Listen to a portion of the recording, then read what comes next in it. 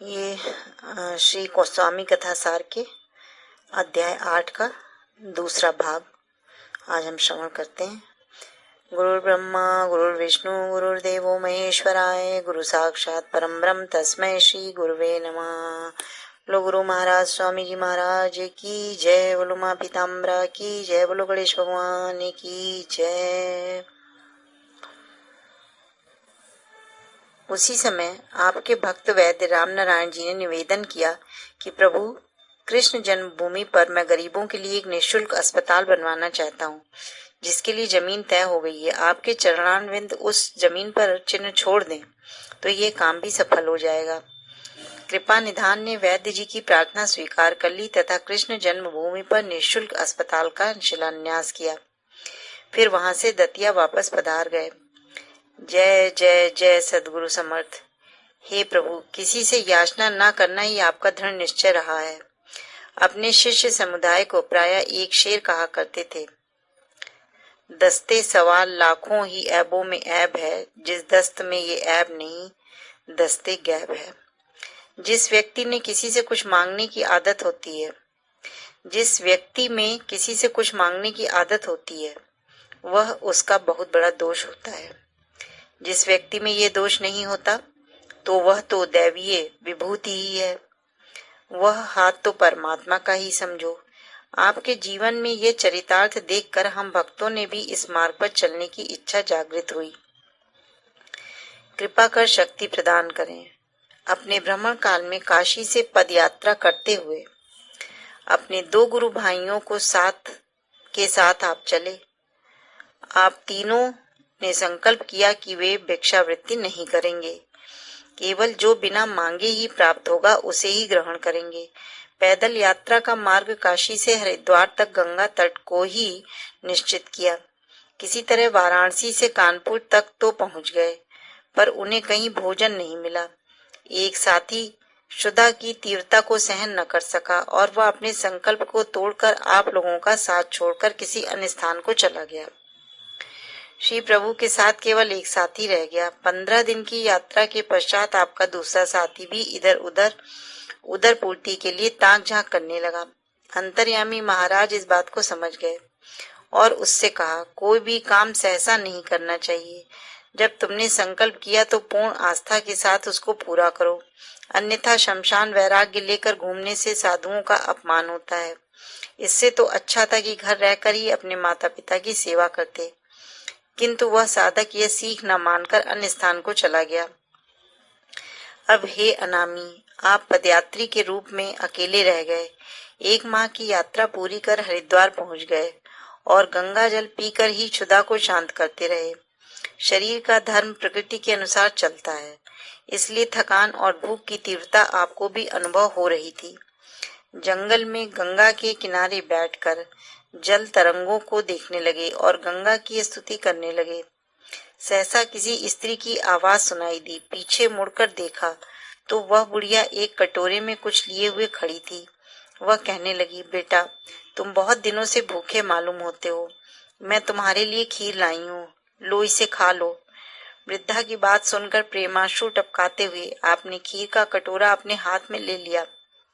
खीर मेवा युक्त थी, अनुपम स्वादों वाली थी। खीर को खाते ही आपकी थकान और भूख शांत हो गई।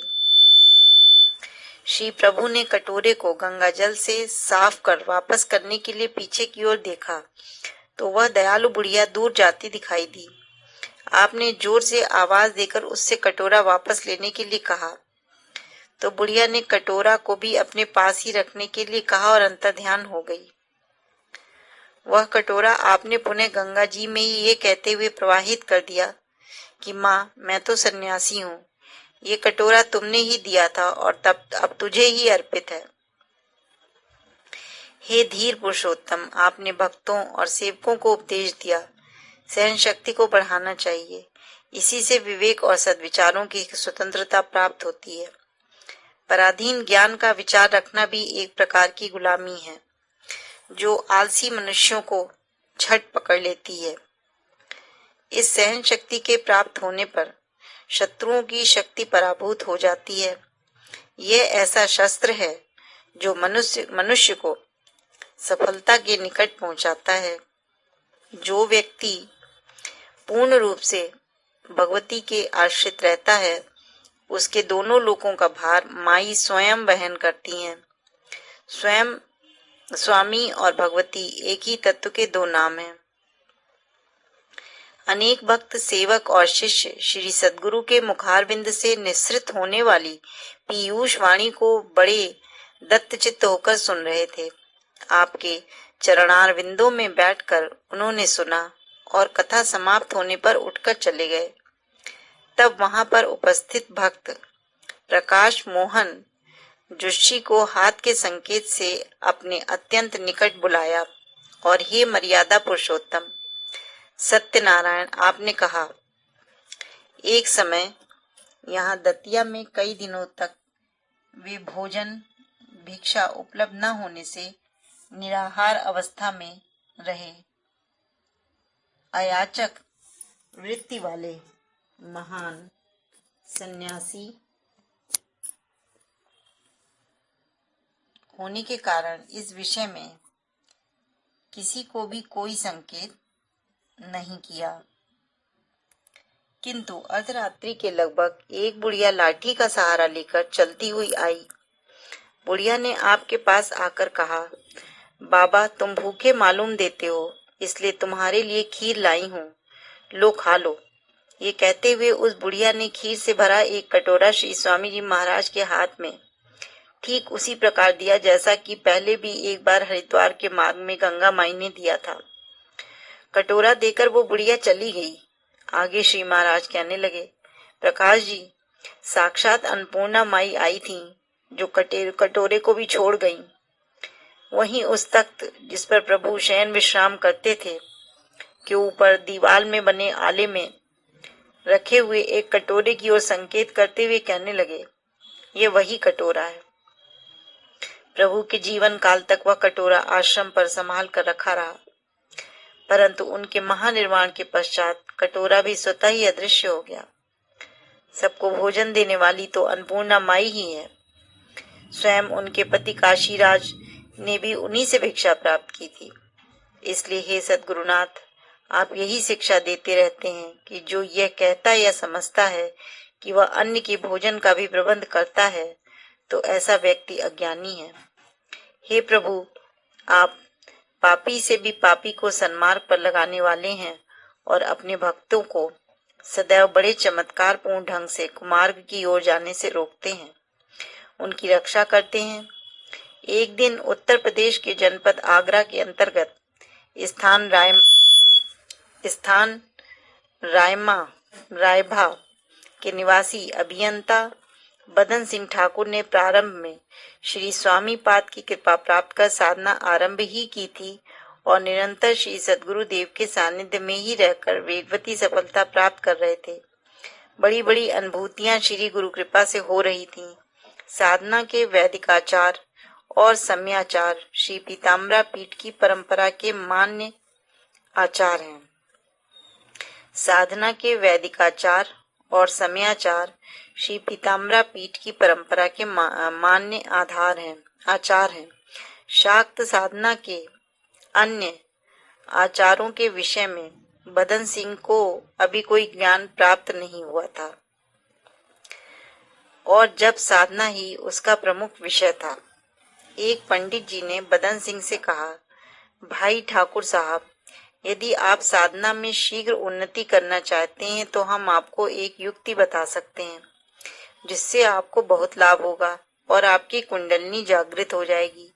साधना की सफलता कुंडलनी जागरण पर ही है। अभी तक बदन सिंह केवल इतना ही जानता था कि इस देह में इस नाम की जीवनी शक्ति होती है जो सुषुप्ता अवस्था में रहती है और जब आदि द्वारा वह जाग जाती है, उसके बाद ही लक्ष्य प्राप्ति का मार्ग प्रशस्त होता है। पंडित जी के इस भाषण को सुनकर उनसे पूछा कि क्या युक्ति है। अपने को योगेश्वर समझने वाले वे ब्राह्मण बोले कि सुरा सेवन के बिना किसी की कुंडलनी जागृत नहीं होती। जब साधक सुरा का सेवन करता है तो उसके मुख में जाने वाली सुरा का पान उसके शरीर में रहने वाली कुंडलनी ही करती है, जिससे वह शीघ्र जागृत हो जाती है। वैसे भी सुरा का प्रयोग करने के बाद जप करने पर बड़ा मन लगता है। उन ब्राह्मण के इस प्रकार बताने पर बदन सिंह ने कहा, न तो मैं सुरा का सेवन करता ही हूँ और न ही श्री स्वामी जी महाराज ने इसके लिए मुझसे कहा ही है।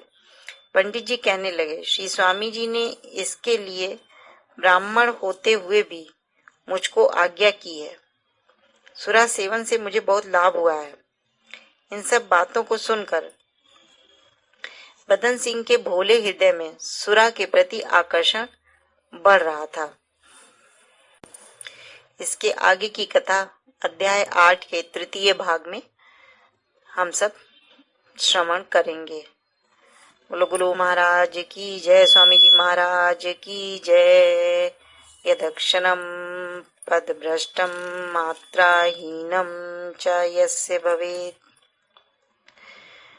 तत्सर्वं क्षम्यतां देव, प्रसीद परमेश्वरा। स्वामी जी महाराज की जय। माँ पीताम्बरा की जय, माई की जय, माई महाराज की जय।